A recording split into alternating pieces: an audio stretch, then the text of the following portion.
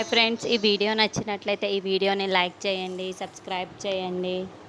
జోష్న వాళ్ళ అమ్మ దగ్గరికి వచ్చి, దీపకి ఇంట్లో ఇంత ఎంకరేజ్ ఉందని నేను అస్సలు ఊహించను లేదు. అమ్మ, నువ్వే ఇంత ఎంకరేజ్ చేస్తావు అని నేను అస్సలు అనుకోలేదు. ఇంట్లో ఇలా ఉంటే నాకు బావతో పెళ్ళి ఎప్పుడవుతుంది? నాకు బావతో ఇక పెళ్ళి అవ్వదు, నాకు అర్థమైపోయింది అని చెప్పేసి అంటుంది. ఆ మాటలు వినగానే అక్కడున్న వాళ్ళ అమ్మ మాత్రం, జోష్న నువ్వేం మాట్లాడుతున్నావు అని చెప్పేసి అంటుంది.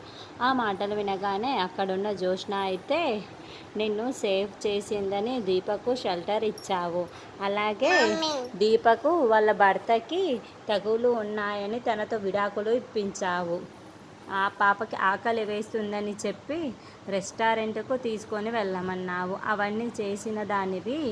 ఇప్పుడు దీప కష్టాలలో నిండిపోతుంది కదా, అలా బయటికి ట్రిప్పుకు వెళ్ళమన్నావు కదా బావతో, అలాగే వాళ్ళిద్దరు కూడా పెళ్ళి చేసేసి ఇంకా ఇక్కడే ఉండమని చెప్పమ్మా అని చెప్పేసి అంటుంది. ఆ మాటలు వినగానే అక్కడున్న వాళ్ళ అమ్మ అయితే చాలా కోపం వచ్చేస్తూ ఉంటుంది. ఇంతలో అక్కడున్న జోష్న మాత్రం, ఏంటమ్మా నువ్వేం మాట్లాడుతున్నావో నీకు తెలుసా అని చెప్పేసి అడుగుతుంది. ఆ మాటలు వినగానే అక్కడున్న జోష్న మాత్రం, అవును మరి, దీపకు ఇంత ఎంకరేజ్ చేస్తున్నావు నువ్వే కదా, వాళ్ళిద్దరిని నువ్వు ట్రిప్పుకు పంపించావు కదా, ఇప్పుడు ఇద్దరు ఒక ట్రిప్పుకు పంపించమ్మా అని ఇంకోసారి చెప్తూ ఉంటుంది. ఆ మాటలు వినగానే అక్కడున్న వరలక్ష్మి వాళ్ళ అమ్మాయికి కోపం వచ్చి, జోష్న అని చెప్పేసి తన మీదకి చెయ్యెత్తుతూ కొట్టబోతూ ఉంటుంది.